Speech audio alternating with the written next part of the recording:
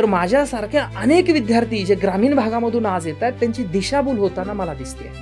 एक म्हणतो ना आपण स्वप्न विकण्याचा जो बाजार आहे ना, तो बाजार व्यवस्थेमधल्या काही लोकांनी तयार केला गेलेला आहे. स्पर्धा परीक्षा त्या विद्यार्थ्यांनी करावी ज्यांना प्रशासनामधल्या कामामध्ये इंटरेस्ट आहे. एखाद्या माश्याला जो पाण्यामध्ये पोहू चांगला शकतो पण त्याला झाडावर चढण्याची आपण शर्यत लावून ठेवतो. नमस्कार मित्रांनो, मी गणेश महादेव सिविक मिररच्या बिंब प्रतिबिंब या पॉडकास्टमध्ये आपल्या सर्वांचं स्वागत करतो. आज आपला विषय आहे स्पर्धा परीक्षांचं स्वप्न आणि वास्तव. या विषयावरती आपण आज बोलवलेलं आहे ज्ञानेश्वर जाधवर सरांना, जे या विषयाचे तज्ज्ञ आहेत. त्याचबरोबर एक प्रथितयश लेखक आहेत. त्यांच्या कादंबऱ्या आहेत. त्यांची एक कादंबरी आहे कूस, त्याचबरोबर त्यांची दुसरी कादंबरी आहे व्यसन, आणि त्याचबरोबर त्यांनी एक लॉकडाऊन या विषयावरती पण कादंबरी आहे. त्यांची लॉकडाऊन याच विषयाची कादंबरी आहे.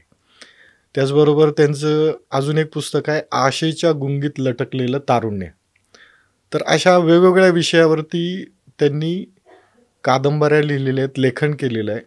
त्याचबरोबर मी अधिकारी, स्पर्धा परीक्षा, वास्तव, भवितव्य आणि दिशा या विषयाचा त्यांचा एक संदर्भ ग्रंथ आहे, जो स्पर्धा परीक्षांचं वास्तव सर्वांसमोर मांडतो.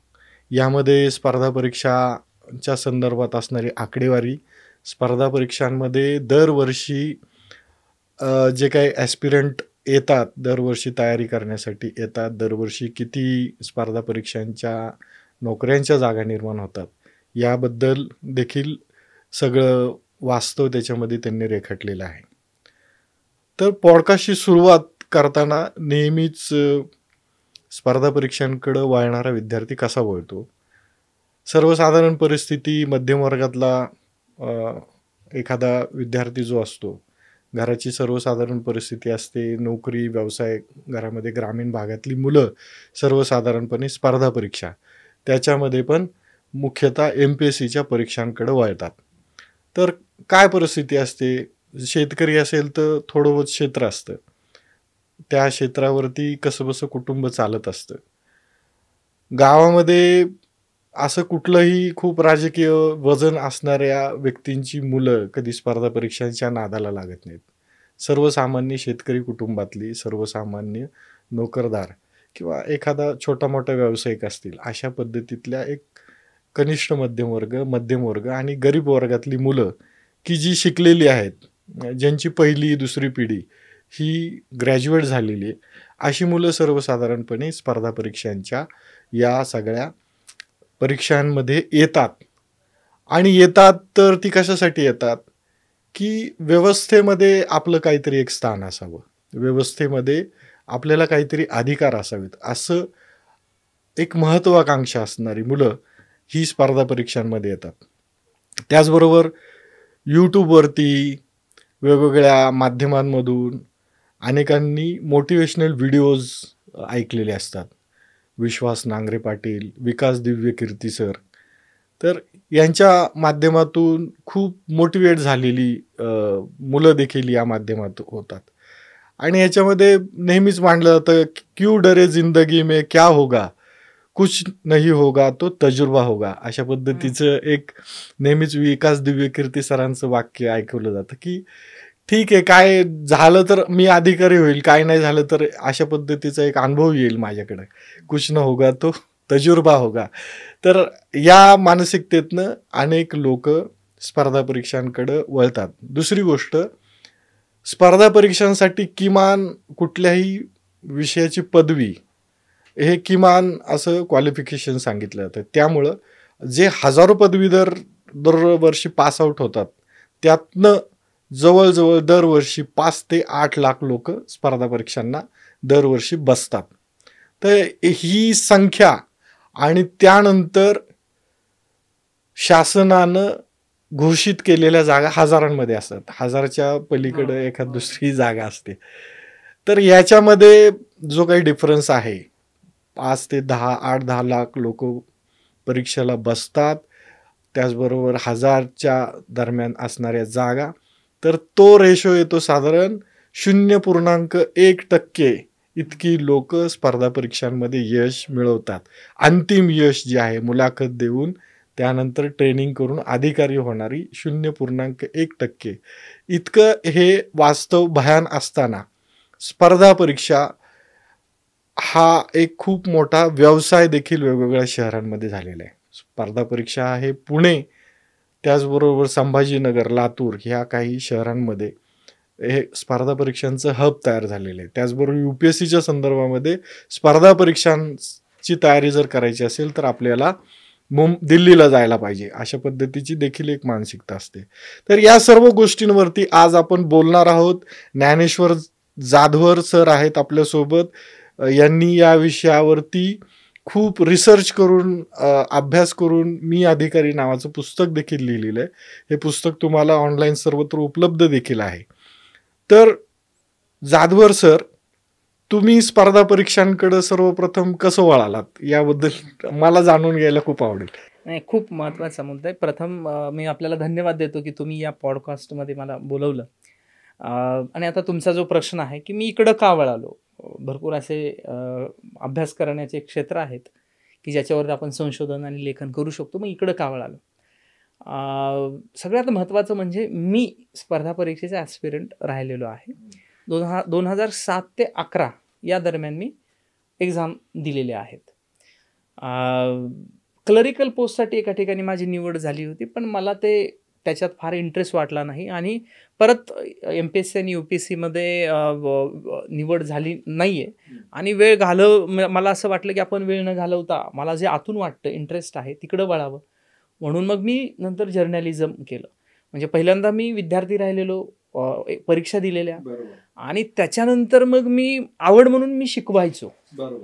मी स्पर्धा परीक्षेसाठी इंग्रजी हा विषय 2012 पासून 2018 पर्यंत शिकवला. म्हणजे मी विद्यार्थी असताना स्पर्धा परीक्षेतलं पुण्यामधलं जे वास्तव होतं ते बघितलं होतं, आणि नंतर शिकवत असताना एक शिक्षक म्हणूनही जवळून बघितले होतं. मग माझ्या ते सगळ्या गोष्टी म्हणजे आपण अनुभवत असतो आणि बघत असतो, ती निरीक्षण होते. आणि पहिल्यापासून निरीक्षण करून काही गोष्टी मांडण्याची एक काय म्हणतो ना आवड होती, लिहायचो मी असं. मग हे सगळं अनुभवल्यामुळं पुढं मला असं वाटलं, आणि आत्ताची परिस्थिती म्हणजे हे 2020-21 नंतर म्हणजे लॉकडाऊन नंतर आणि एकंदरीत वाढत जाणारी विद्यार्थ्यांची संख्या या क्षेत्राकडं आणि क्लासेसचा वाढत जाणारी बाजारपेठ, हे बघता मला असं वाटलं की ॲक्च्युअली याच्या काही फॅक्ट आहेत या स्पर्धा परीक्षा क्षेत्रामधल्या, त्या आपण समाजासमोर मांडल्या पाहिजेत. म्हणून मी हे पुस्तक ॲक्च्युअली लिहिलेलं आहे. म्हणजे हे जे पुस्तक आहे की मी अधिकारी, स्पर्धा परीक्षा, वास्तव, भवितव्य आणि दिशा. कारण का माझ्यासारखे अनेक विद्यार्थी ग्रामीण भागामधून येतात. मी जेव्हा इथं आलो 2007 साली, माझ्याबरोबरही काय आले, ज्या क्लासमध्ये जाल किंवा जे कोणी सिनियर आहेत, तू म्हणजे ते अशा पद्धतीने मोटिवेट करतात की नाही तू अधिकारी होणारच आहे. क्लास लावतो आपण, 2-3 वर्ष जातो, मग आपण त्या हवेमध्ये असतो आणि त्यावेळी वय असतं आपलं 19, 20, 18, 19, 20, 21, 22च्या दरम्यान एजची मुलं असतात सगळे. आपल्याला असं वाटतं की आपण लात मारू तिथं पाणी काढू, आणि तो आविर्भाव, तो कॉन्फिडन्स, ती एनर्जी, जोश असतो ना तो सगळा आपला, आणि त्यात असतो तो ह्याच्यामध्ये. हा, परंतु त्याला कॉन्क्रीट असा विचार नसतो. म्हणजे त्या ह्याच्यामध्ये काही विद्यार्थ्यांकडे असेल, पण माझ्याकडे त्यावेळी तेवढं असं काही हे नव्हतं. मग सगळेजण करतात, आपण मी असा पण ट्रेंड नव्हता. मला आतून वाटायचं की मला ते चांगलं जमते, ते करता येऊ शकतं. मग त्या हेतून मी हे सगळं करत होतो. पण नंतर माझ्या असं लक्षात आलं की नाही, आपला तो एरिया नाही, आपला ते क्षेत्र नाही आहे. म्हणजे हे काही वर्ष परीक्षा दिल्यानंतर लक्षात आलं. म्हणून मग मी ठरवलं की आपल्याला आवडते ते काम करायचं. म्हणजे गेले मी 8-10 वर्षापासून मला आवडते ते मी काम करतोय. मला त्याच्या आत्ता निवड झाली नाही याचा कधी खंत वाटत नाही आहे. मी जे काम करतोय ते मला माहिती, ते उत्कृष्ट आहे, मला तिथपर्यंत जाता येतं, मला व्यक्त होता येतं, या स्वरूपाचं मी काम करतो, संशोधन आणि लेखनाचं. पण हा विषय मी आत्ता का म्हणतोय, तर माझ्यासारख्या अनेक विद्यार्थी जे ग्रामीण भागामधून आज येत आहेत, त्यांची दिशाभूल होताना मला दिसते. ही होप मार्केट तयार केलं गेलेलं आहे. एक म्हणतो ना आपण स्वप्न विकण्याचा जो बाजार आहे ना, तो बाजार व्यवस्थेमधल्या काही लोकांनी तयार केला गेलेला आहे. याच्यावरती खूप साऱ्या कुटुंबाचे उदाहरणं चालतो आहे. मी पुणे, मुंबई, दिल्ली, इतर जे काही लातूर असेल, औरंगाबाद, छोट्या छोट्या शहरामध्ये पण हे झाले. पण हे होप मार्केट किती लोकांच्या जीवनाला म्हणजे काय म्हणतो ना, चुकीची दिशा देत आहे, त्या मुलांची तारुण्याची वर्ष वाया घालवत आहे. म्हणजे तारुण्यामध्ये आपण काहीतरी नवीन करावं अशी जी उर्मी असते ना, त्या कालावधीमध्ये असा अभ्यास करायला लावतं की ज्या अभ्यासामधून पुढं आयुष्यामध्ये निवड नाही झाली तर काहीच करता येत नाही, असा खूप मोठा समज या विद्यार्थ्यांमध्ये पसरलेला आहे. मग हे समाजासमोर आणलं पाहिजे म्हणून आपण हे पुस्तक लिहिलेलं आहे. याच्या व्यतिरिक्त मी एक कादंबरी या विषयावरती लिहिलेली आहे. मग तुम्ही उल्लेख केला, आशेच्या गुंगीत लटकलेलं तारुण्य.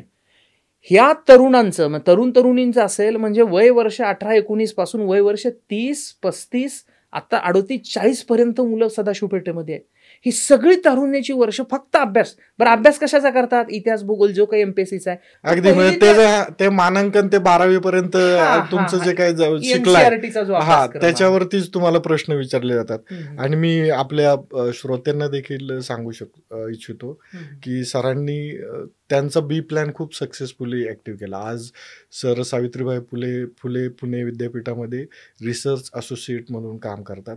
त्याचबरोबर त्यांनी ज्या काही कलाकृती लिहिलेल्या आहेत, कूस, यसनला तर राज्य वाङ्मय पुरस्कार मिळालेला आहे. त्याचबरोबर सरांचं एका पुस्तकाला साहित्य अकादमीचं नामांकन पण मिळालेलं आहे. म्हणजे असं कुणी वाटून घेऊ नये की स्पर्धा परीक्षेमध्ये जर तुम्ही यशस्वी झाला नाहीत तर आयुष्यामध्ये काय सगळं अंधार आहे.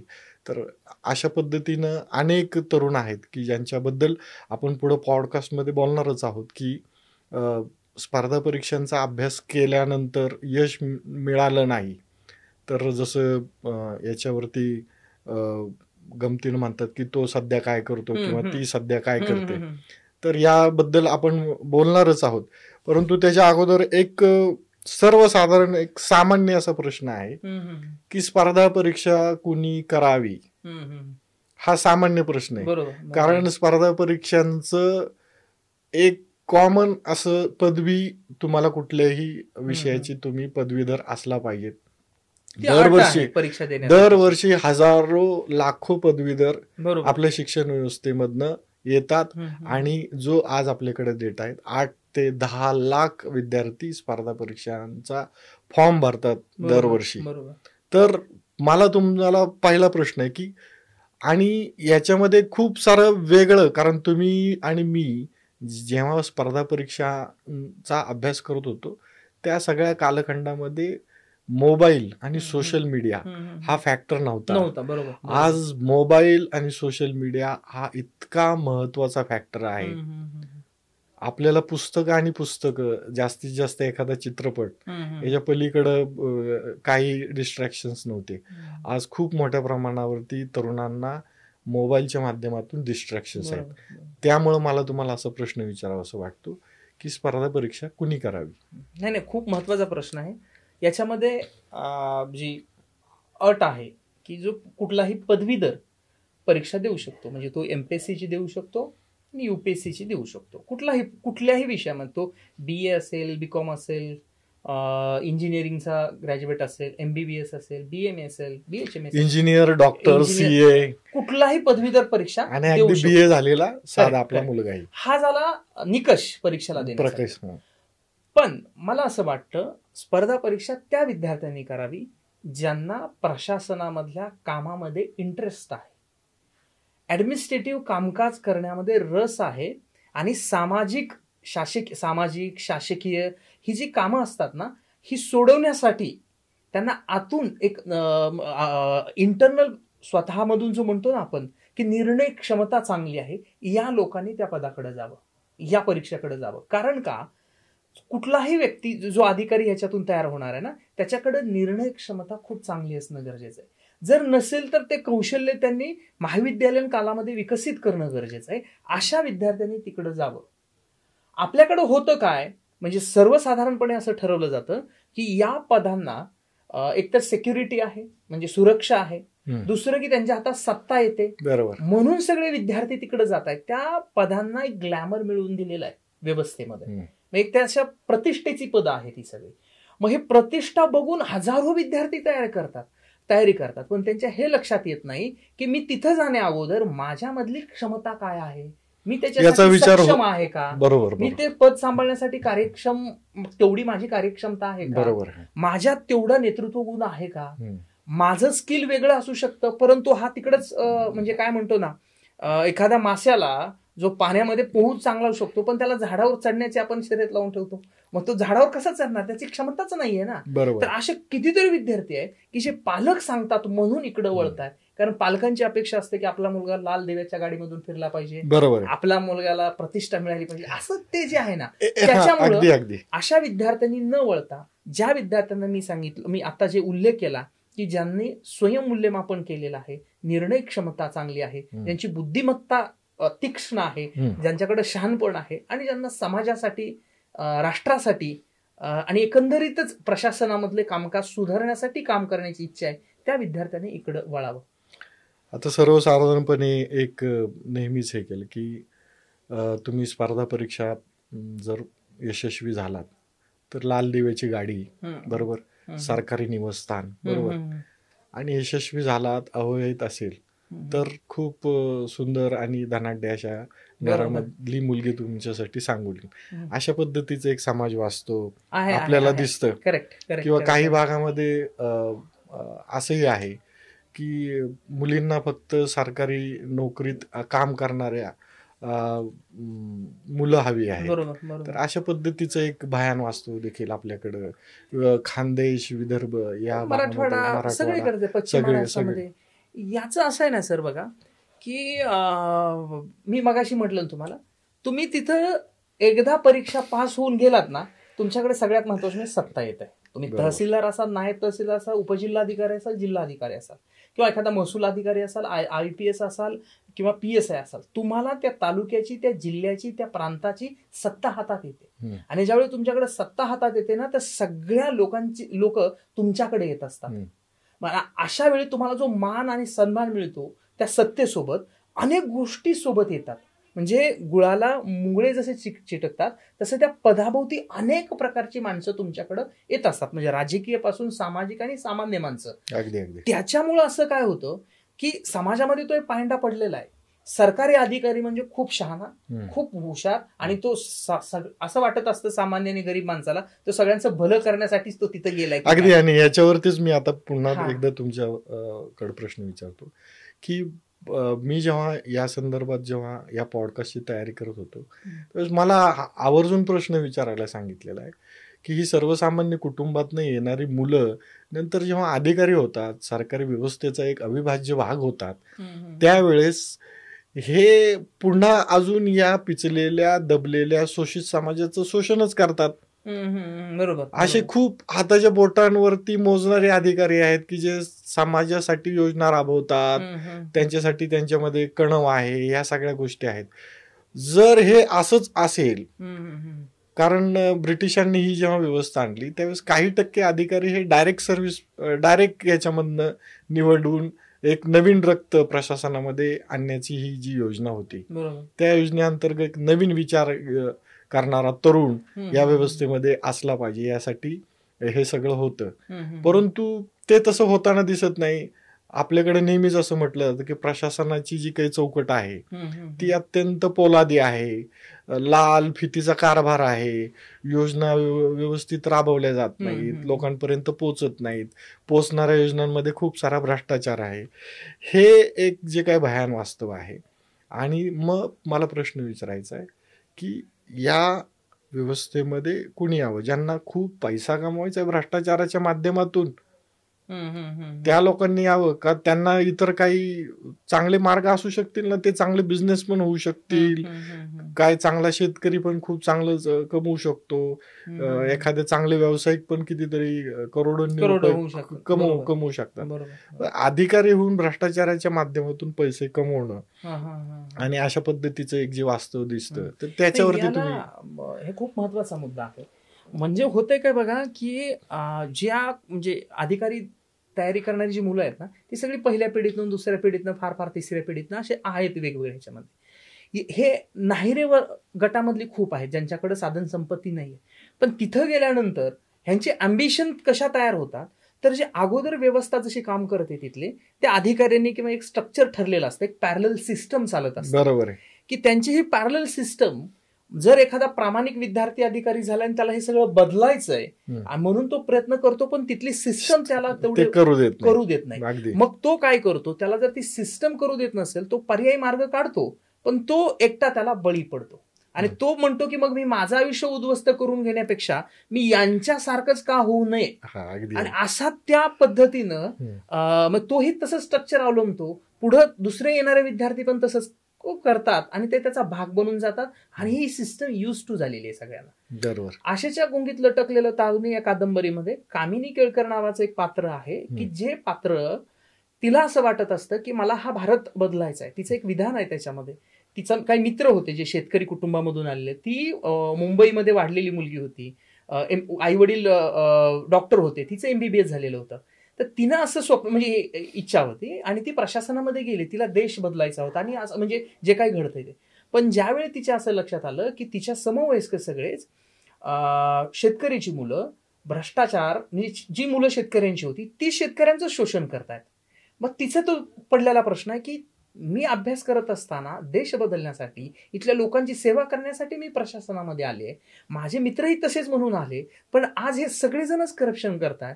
माझ्यापर्यंत ती आत्ता वेळ आलेली आहे, म्हणून ती अंतिमतः नोकरी सोडण्याच्या स्टेजवरती की मला हे नाही करायचं. मग एवढी वर्ष अभ्यास करून, म्हणजे ही जी खिचडी तयार झालेली आहे, तुम्ही कितीही प्रामाणिक असा, ते ऍक्सेप्टच होत नाहीये. बरोबर. म्हणून मग हे जे आहे ना, या क्षेत्राकडे वळणाऱ्यांचा एक कल आहे की सरकारी एकदा नोकरीमध्ये भरती झाला ना, तुम्हाला पॅरलल मधून बिझनेस म्हणजे अर्थार्जन करता येतं, आणि जो काय म्हणतो आपण 2 नंबरचे धंदे वाढले किंवा 2 नंबरचे पैसे कमवता येतात, हाही मोठा गट इकडं वळतोय. तो हुशार आहे, असं नाही की ते आपल्याला हे कळत नाही. तो ती एक पॅरलल सिस्टम आहे. त्या पद्धतीची जी लोक आहेत ना, त्यांच्यामुळेच प्रशासनामध्ये खूप मोठ्या प्रमाणामध्ये नुकसान होत आहे. सामान्य लोकांचे प्रश्न सुटले जात नाहीत. बरं, ते तसे का तयार झाले, त्याला राजकीय व्यवस्था बघावी लागेल. फक्त अधिकारीच ह्याला हे आहेत का, नाही. तर दुसऱ्या बाजूला राजकीय व्यवस्था पण निरपेक्ष नाहीये, तिथेही मोठ्या प्रमाणामध्ये करप्शन होत आहे.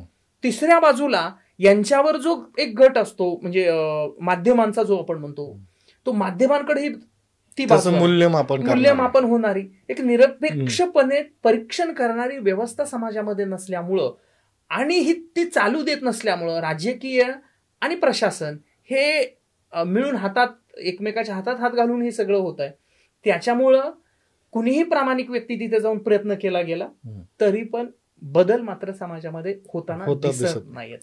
आता या संदर्भात खूप समाजाच्या ब्रॉडर अँगलने आपण आता विचार केला, परंतु एखाद्या सर्वसामान्य कुटुंबातून एखादा मुलगा जेव्हा अधिकारी होण्याचं स्वप्न पाहतो, आई वडील स्वतःच्या उत्पन्नातून त्याच्यासाठी दर महिन्याला, तुमच्या पुस्तकामध्ये साधारण 15,000 खर्च पुण्यामध्ये जर एखादा विद्यार्थी आला तर त्याला जगण्यासाठीच आहे, म्हणजे पुस्तक वगैरे आणि क्लासेसच्या फी वगळता किमान एवढे तरी पैसे त्याला मागवावेच लागतात. बरोबर.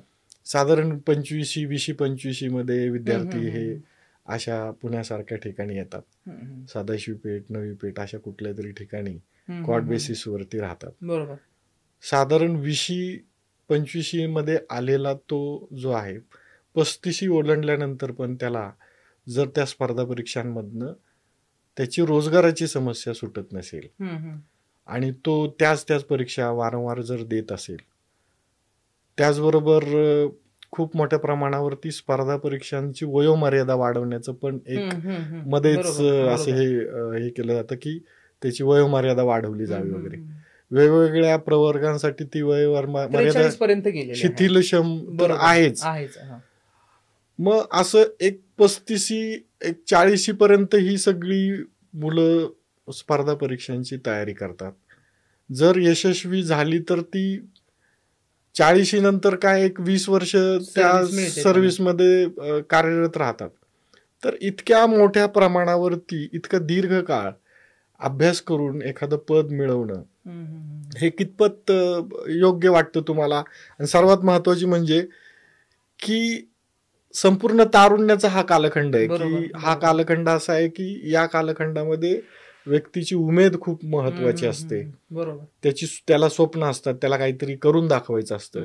आणि हा सगळा तारुण्याचा कालखंड तो विद्यार्थी अशा स्वरूपाच्या अभ्यासक्रमाचा एक अविभाज्य भाग होतो, की जो अभ्यासक्रम त्याला साधं 2 वेळचं जेवण देऊ शकत नाही अशी परिस्थिती आहे. कारण स्पर्धा परीक्षा झाली नाही तर काहीच कुठलंच कौशल्य नाही त्याच्याकडे. अशा परिस्थितीमध्ये एखादा तरुण जेव्हा 35-40च्या उंबरठ्यावरती जेव्हा त्या बाजार पेठेमध्ये फेकला जातो, त्यावेळेस मला असं विचारावंसं वाटतं की किती वर्ष केलं पाहिजे, स्पर्धा परीक्षांची तयारी किती वर्ष केली पाहिजे. हे बघा, हा खूप गंभीर मुद्दा आहे. म्हणजे आपण याच्याकडं एवढ्या काळजीपूर्वक म्हणजे समाजातल्या जाणकार माणसांनी बघितलं पाहिजे. कारण ही उद्विग्न अवस्था होणारे तारुण्यांची जी अवस्था आहे ना, ही पुढे धोकादायक कशी ठरणार आहे तेही मी पुढे तुम्हाला सांगेल. पण आता तुम्ही जे म्हणतात ना, ही मुलं म्हणून येतात, म्हणजे 18, 19, 20 वर्षामध्ये इथं येतात तयारी करायला, ती माणसं होतात, प्रौढ होतात. म्हणजे 40 येते तरी देखील कुठलंही कौशल्य हाताशी येत नाही. बरं, स्पर्धा परीक्षेचा अभ्यासक्रम किती आहे? मनापासून जर सगळा अभ्यास तुम्ही करायचं ठरवलं ना, NCERTची जी 1ली ते 12वी पर्यंत जी पुस्तकं आहेत आणि एवढी लक्षात तो अभ्यासक्रम घेतला, 2 वर्षामध्ये सर्व अभ्यासक्रम तुमचा वाचून आणि लक्षात ठेवून होतो. परीक्षेला येणारे प्रश्न सोडवण्याचे जी हातोटी आहे ती वेगळा सरावाचा भाग आहे. पण जर 2 वर्षामध्ये एकही त्या विद्यार्थ्याला प्रिलिम परीक्षा जर पास होत नसेल तर त्या विद्यार्थ्यानं कधी आयुष्यात परीक्षा देऊ नये, मी या मताचा आहे. जर मी मुख्य परीक्षेपर्यंत 3 अटेम्प्टमध्ये जाऊ शकत नाही, एकदाही जाऊ शकत नाही, तर मी परत परीक्षा देऊ नये. मी पर्यायी काहीतरी मार्ग शोधला पाहिजे. कारण का माहिती आहे, या अभ्यासामधून तुम्हाला कौशल्य कुठल्याही स्वरूपाचं मिळत नाही. फक्त तुम्हाला सामाजिक इन्फॉर्मेशन जे म्हणतो ना आपण, समाजाबद्दलचं जे ज्ञान म्हणतो ना, व्यवस्था कशी चालते, प्रशासन कसं चालतं, प्रशासन एवढंच आहे. बरोबर आहे. मग त्याच्या आधारे तुम्ही कुठला व्यवसाय करू शकणार आहे का? बरोबर आहे. मग याला तुम्ही 10 वर्ष घालवण्यापेक्षा कुठलं तरी एखादं ITI मधलं मोटार मेकॅनिक, फॅशन डिझायनिंग असेल, फिल्म काही असेल ना, हॉटेल चालवण्याचं कौशल्य आत्मसात करा. म्हणजे ज्याच्याकडे कौशल्य तो माणूस कुठंच उपाशी मरत नाही आणि त्याचा आत्मविश्वास नेहमी स्ट्रॉंग असतो, लक्षात घ्या. म्हणजे आज जर तुम्ही बघितलं ना, प्रशासनामध्ये काम करायला माणसं, त्यांच्या एखादा जो असं क्लरिक, त्या माणसापेक्षा हॉटेल चालवणाऱ्या माणसाचा आत्मविश्वास दांडगा असतो. पंक्चर काढणाऱ्या माणसाचा आत्मविश्वास दांडगा असतो. म्हणजे तुम्ही जर पंक्चरच्या दुकानात गेला ना, तो त्याच्या आविर्भावामध्ये तो पंक्चर काढत असतो, कारण तो दुकान चालवत असतो, तिथले निर्णय सगळे तो घेत असतो, कारण ती क्षमता त्याच्यामध्ये आहे. म्हणून मला असं वाटतं की या विषयावरती आपण बोलणारच आहोत की मानसिकता त्याच्यावर. त्यामुळे मी ह्या मुद्द्याच्या अनुषंगाने सांगतो की इथं तयारी करणाऱ्या विद्यार्थ्यांनी 3 वर्षापेक्षा जास्त काळ घालवू नये. जर घालवायचं असेल तर काय करायचं, 3 वर्ष दिली म्हणजे समजा तुम्ही इथं 20व्या वर्षी तुमची पदवी पूर्ण झाली, पदवीनंतर 3 वर्ष म्हणजे तुम्ही 23 वर्षाचे झाला, 23 वर्षापर्यंत तुम्ही परीक्षा दिली, अभ्यास झाला, लक्षात आलं की आता मी पास होत नाही, मग काय पण मला परीक्षा द्यायची, तुम्ही पॅरलल नोकरी शोधा किंवा कुठली मास्टर डिग्री करा किंवा तुम्हाला रिसर्चमध्ये इंटरेस्ट असेल तर पुढे PhD वगैरे ऍडमिशन घ्या आणि तिकडचा अभ्यासक्रम करत करत पॅरलल इकडे परीक्षा द्या. मग तुमचं 25-26 वर्ष होईल, तिकडं हाही अभ्यास झाला, इकडं आहे पॅरलल. जर तुम्ही इकडं पास झाला तर इकडचं थांबून परत मुख्य परीक्षेसाठी 6 महिने 3 महिने काढा आणि परीक्षा द्या. आणि जर तशी नाही तयारी झाली, तुमचं इकडचं मास्टर पूर्ण झालं असेल, त्याच्या बेसिसवर तुम्हाला नोकरी लागेल, नोकरी करत करत तुमची पुढे 10 वर्ष तुमचं वय एज बार होईपर्यंत द्या. पण तुम्हाला त्यावेळी भीती असणार नाही, कारण तुम्हाला ऑलरेडी हातात तुमची एक नोकरी असणार आहे, तुमचा बी प्लॅन ऍक्टिव्ह झालेला असेल. जर तुम्हाला नोकरी नसेल करायची तर तुम्ही स्वतःचा काहीतरी रोजगार आई वडिलांकडून पारंपरिक आलेला सुरू करा किंवा नवीन कुठला एखादा उद्योग असेल ना, तो आपण चालू करू शकतो. कारण आपल्या कौशल्याच्या जोरावरती आतून जे मला वाटतं की मला हे काम करायचं, हे काम करताना मी कंटाळवाणा होत नाही, मी थकत नाही, मी ते काम निवडणार, मी ते काम चालू ठेवतो. असे कितीतरी पोरं आहेत. म्हणजे आता त्यांनी उद्योग वेगळ्या अनुषंगाने सुरू केले पेठेमध्ये. त्यामुळे मी अंतिमता मला असं वाटतं की या परीक्षेच्या अभ्यासासाठी फक्त 3च वर्ष द्यावी आणि त्याच्यानंतर हे पॅरलल चालवावं. मी प्रत्येकाला म्हणेल की ह्याचा अभ्यासक्रम जरूर करावा, कारण ह्यानं ना समाज व्यवस्था कळते, राज्य व्यवस्था कळते, अर्थव्यवस्था कळते. हे जर आपला देश कसा चालतो हे समजून घ्यायचं असेल ना, तर MPSC UPSCची पुस्तकं जरूर वाचावी आणि हे प्रत्येकानं वाचली पाहिजे. आता तुम्ही बोलताना मानसिकता या विषयावरती बोलला. सर्वसाधारणपणे 20-25 मध्ये स्पर्धा परीक्षांची तयारी करण्यासाठी तो पुण्यासारख्या, संभाजीनगर, लातूर सारख्या ठिकाणी कुठल्या तरी खेडेगावातनं तो मुलगा आलेला असतो. बरोबर, घरचे सुरुवातीला काही वर्ष त्या विद्यार्थ्याला पैसे पाठवत असतात. बरोबर, नंतर वर्ष जातात, त्याचबरोबर त्यांनी एक भीष्म प्रतिज्ञा घेतलेली असते की जोपर्यंत मला पोस्ट भेटत नाही तोपर्यंत मी गावाला जाणार नाही. त्याच्यात अजून ना काही जण असतात, मी पुण्यात वडापाव खाल्ला आणि पोस्ट काढली. अरे वडापाव खाण्याचा पोस्ट काढण्याचा काय संबंध, मला गणित अजून कळलेलं नाही. म्हणजे अशा काही स्टोरीज तयार केल्या गेलेल्या आहेत. मी सदाशिव पेठेमध्ये एक वेळ जेवायचो आणि मी अधिकारी झालो. ते नंतर ज्या ग्लॅमराइज्ड स्टोरी बनवलेल्या ना त्याच्यामध्ये खूप मुलं अडकलेली आहेत. म्हणजे आता रिसेंट जी बिरुदवची जी गोष्ट होते, मेंढर राखणारा मुलगा, त्यांना आयुष्यात मेंढर राखलेली नाहीयेत, हे नंतर त्यांना मीडिया समोर सांगितलं, जो IPS परीक्षा झालेला होता. मग ह्या अशा स्टोरीज क्रिएट केल्या जातात. मेंढर राखणारा कलेक्टर होता, अरे बाबा COUP इंजिनिअरिंग कॉलेजमधून त्याने इंजिनिअरिंग केलं, दिल्लीमध्ये 3-4 वर्ष तयारी केली आहे. त्या परीक्षेसाठी लागणाऱ्या सगळ्या गोष्टी आत्मसात केल्या. भले त्याची निवड झाली नसती तर तो इंजिनियर होता, एक त्याला दुसरीकडे रोजगार मिळालाच असता. पण गावाकडची मुलं काय, आणि ते बघून कितीतरी पोरं येणार ना परीक्षा द्यायला. हा सर्वात महत्वाची गोष्ट. आपण याच्या अगोदर पण ऑफ द रेकॉर्ड याच्यावर बोलतच होतो की सर्वसामान्यपणे ग्रॅज्युएशन करणारी पोरांना जेव्हा इंजिनिअरिंग, CA, MBBS, डॉक्टर या मुलांच्या सोबत एक तयारी करावी लागते, त्यावेळेस एक खूप वेगळ्या पद्धतीचं एक कॉम्पिटिशन तयार होतं. कारण ही मुलं मुळातच हुशार असतात, बरोबर. मेमरी बेस परीक्षा पद्धतीमध्ये ही मुलं हुशारच असतात. त्याचबरोबर यांचा अभ्यासाचा स्टॅमिना खूप चांगला असतो. या पार्श्वभूमीवरती मला नेहमीच आता एक प्रश्न पडतो की आमचा जो बबडू आहे त्याला आम्ही कधी पुस्तक वाचताना पाहिलेलं नसतं. तो खेळतो, तो उन्हाळक्या करतो, तो मोबाईल पाहतो, तो YouTube पाहतो, बरोबर. मोबाईलवरती त्याचे तासन तास जातात. आणि मग अशी एक जनरेशन पुण्यामध्ये आहे की नाही, काय करतो तर काय नाही, मी UPSC MPSCची तयारी करतो असं म्हणून पुण्यामध्ये वर्षानुवर्ष काढणारी एक जनरेशन आपल्याला दिसते, किंवा अशा पद्धतीची एक काही मंडळी दिसतात. तर ही मंडळी हे वास्तव अजून भयान करतात का, किंवा या मंडळींना तरी माहित आहे का हे स्वतःवर? ते तर अवेअरच नाही. त्यांचं म्हणणं काय, आता मुलं पण आहेत आणि मुली पण आहेत. म्हणजे मुलींच्या बाबतीत काय होतंय की मी जर मुलगी असेल ना तर स्पर्धा परीक्षेची तयारी करते म्हणून लग्न पुढे ढकलते ते 2-4 वर्ष आणि मस्त पुण्यामध्ये राहतायत. अशाही मेंटॅलिटीच्या खूप साऱ्या मुली आहेत. मुलांचं काय होतंय की हा मी तयारी करतोय, म्हणजे आई जीवनामध्ये जे म्हणतो ना कॉलेज लाईफ आपण एन्जॉय नाही केली, आता हे पुण्यात राहून एन्जॉय करता येतो, अशी पण मुलं आहेत. ते कुणाची आहेत तर म्हणजे इकॉनॉमिकली स्ट्रॉंग आहेत, ज्यांची शेती 10, 15, 20 एकर आहे, उत्पन्न चांगलं आहे, किंवा माध्यमिक शाळेला प्राथमिक शिक्षक आहेत, किंवा जिल्हा परिषदमध्ये क्लर्क वगैरे आहेत, कारण असे पैसे त्यांच्याकडे भरपूर आहेत. अशा लोकांची मुलं जी आहेत ना पुण्यामध्ये मस्त एन्जॉय करतात. मग ते 4-5 वर्ष झालं की मग सांगतात आमचं काही निवड झाली नाही, मग परत करणार काय. त्यांच्यामुळे अजून विदारक परिस्थिती. त्यांच्यामुळे काय होतं, इथलं बाजारपेठचा भाव वाढतो ना. म्हणजे क्वार्टर बेसिस जर आज पुण्यामध्ये 3,000ला 3-4 वर्षापूर्वी मिळणार, आता 5,000ला तुम्हाला एक क्वार्टर बेसिसवर राहायला लागतं. 2,000 मध्ये भेटत नाही. मग हे एकदम गरीब मुलगा जो आहे फर्स्ट जनरेशन, त्याला परवडतच नाही. मग तो कुठंतरी वेगळ्या ठिकाणी राहतो. मग या मुलांमुळे त्यांना तर परीक्षा देऊन सिरियसली अभ्यास करायचाच नाही, पण त्यांच्यामुळे जे काही या शहरामध्ये क्लासेसला जी आर्थिक बरकत मिळते ती मात्र होते. हे एक अर्थ व्यवस्था जी चालवली जाते तर त्याला अशातनं. आता याच्यात पण मी अजून एक मुद्दा सांगेन, हे एस्पेशली पुण्यामधला, म्हणजे ह्या पुस्तकामध्ये पुण्यातला खूप सारा डेटा आहे. म्हणजे आपण 73 मुलांचा जो आपण सर्व्हे केला होता, इनडेप्थ इंटरव्ह्यू घेतले, मुलाखती घेतलेल्या आहेत, की जे स्पर्धा परीक्षेची तयारी करत होते आणि पर्यायी क्षेत्रामध्ये त्यांनी करिअर केलेलं आहे. 123 मुलं जे सध्या करंट तयारी करतायत त्यांचाही आपण डेटा घेतलाय, त्याच्या आधारे हे पुस्तक लिहिलंय. 1960 पासून आतापर्यंत 2024 पर्यंत MPSCचं कामकाज कसं आहे, दरवर्षी जागा किती निघल्या जातात, भरल्या किती जातात आणि त्यात काय प्रोसेस आहेत त्याचा आपण आढावा घेतलेला आहे. UPSCचं पण आपण त्याच धर्तीवर याचा आढावा घेतलेला आहे.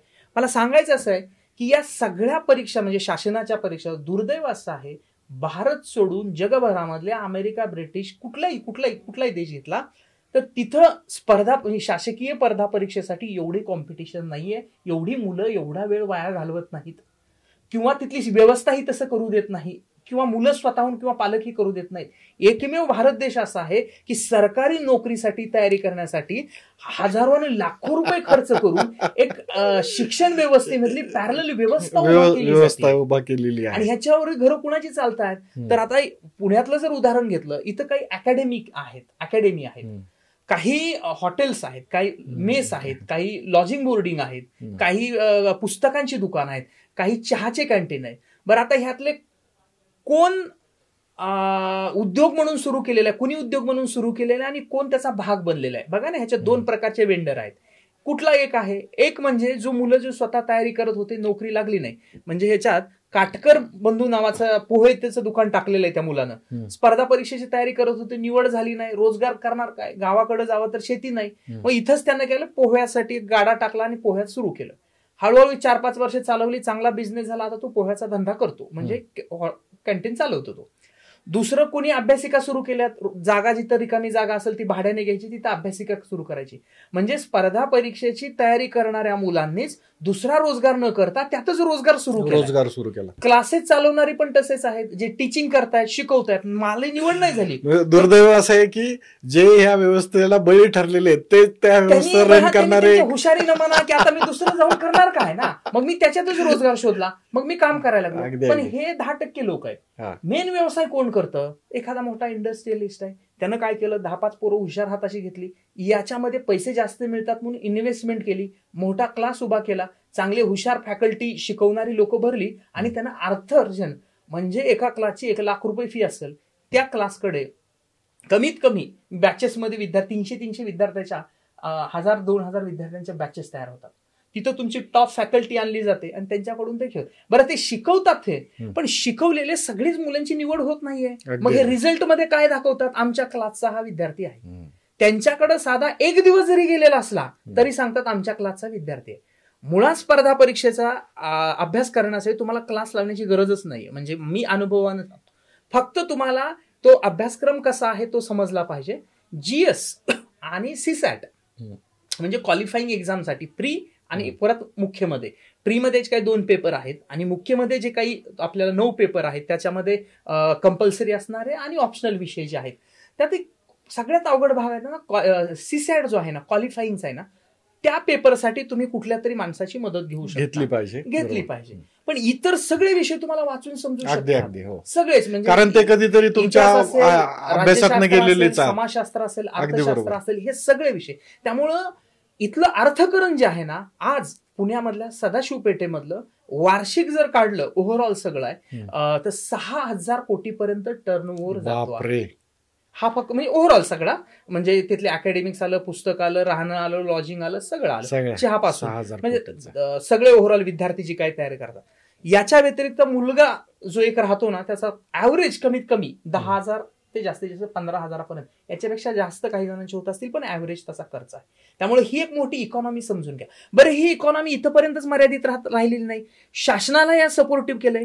बार्टी, सारथी, महाज्योती आणि टाळटी यांनी काय केलंय, स्पर्धा परीक्षेची तयारी करणाऱ्या विद्यार्थ्यांना स्कॉलरशिप दिलेलं आहे. म्हणजे काय, फुगवटा तयार करताय तुम्ही. फुगवटा कसा, तर शासनामध्ये चांगला व्यक्ती, एक अधिकारी निवडण्यासाठी लाखो रुपये खर्च करताय, त्याच्यापेक्षा त्या विद्यार्थ्यांमध्ये कौशल्य निर्माण करण्यासाठी काहीतरी निर्माण करायला पाहिजे. तसं न करता काय म्हणतो ना आपण, बघा ना, 1000 जागा म्हणजे युपीएससीच्या दरवर्षी 1000 किंवा 1100 असतात, एमपीएससीच्या फार फार 3-4 हजार सगळ्या मिळून ना, फक्त अधिकाऱ्यांच्याच नाही, इतर पण जसं ती क्लरिकल, इतर असिस्टंट प्रोफेसर, सगळ्या मिळून त्याच्यासाठी तयारी करणारे 10 लाख विद्यार्थी, त्यांना शिकवणारे, ही अर्थव्यवस्था किती मोठी, ही पॅरलल सिस्टम चालवली जाते. मला असं वाटतं की शासनाच्याही लक्षात असं आलेलं आहे की आपण या सगळ्यांना रोजगार देऊ शकणार नाही, रोजगार निर्मिती नाही करू शकणार. म्हणून ते काय करतात, यांची वर्ष कसं तरी एंगेज ठेवणं या तरुणाला, नाहीतरी शासनाला जाऊन प्रश्न विचारतील ना, आम्हाला काय 5-6 वर्ष 10 वर्ष मुलगा त्या अभ्यासात माझं होत नाही म्हणून अडकून पडतो. नाही झालं नंतर नशिबाला दोष देतो, स्वतःच मी कमकुवत होतो, मला जमलं नाही म्हणून निवड झाली नाही. 35व्या वर्षी मानसिक दृष्टिकोनापासून खच्चीकरण झाल्यानंतर त्याचा आत्मविश्वास राहत नाही, तो दुसऱ्याला जाऊन काय प्रश्न विचारणार. खरंच आहे, अशी व्यवस्था तयार होते. धन्यवाद ज्ञानेश्वर जाधवर सर, आपल्यासोबत प्रदीर्घ त्यांनी अशी चर्चा केलेली आहे. स्पर्धा परीक्षेचं स्वप्न आणि स्पर्धा परीक्षेचं असणारी वास्तव परिस्थिती यावरती त्यांनी अत्यंत सविस्तरपणे आपल्याला सांगितलेलं आहे. या संदर्भामध्ये सिविक मिररचा हा जो कार्यक्रम आहे, बिंब प्रतिबिंब, या कार्यक्रमामध्ये, या पॉडकास्टमध्ये जर तुम्हाला अजून काही प्रश्न असतील, अजून काही तुम्हाला विचारावंसं वाटत असेल तर नक्कीच आम्हाला कमेंटमध्ये आम्हाला सूचना करा. यावरती आपण नक्कीच याच्यानंतर अजून पॉडकास्ट करू. जर हा कार्यक्रम तुम्हाला आवडला असेल तर या कार्यक्रमाला तुम्ही लाईक करा, सबस्क्राईब करा. यासारखे अजून अनेक विषय तुम्हाला या प्लॅटफॉर्मवरती ऐकायला भेटतील. जर हा कार्यक्रम तुम्हाला आवडला असेल तर तुमच्या स्पर्धा परीक्षा करणाऱ्या मित्रमैत्रिणींना हा व्हिडिओ शेअर करायला विसरू नका. ज्ञानेश्वर जाधवर सर, तुम्ही आमच्या या व्यासपीठावर आलात त्याबद्दल तुमचे खूप खूप आभार. धन्यवाद. धन्यवाद.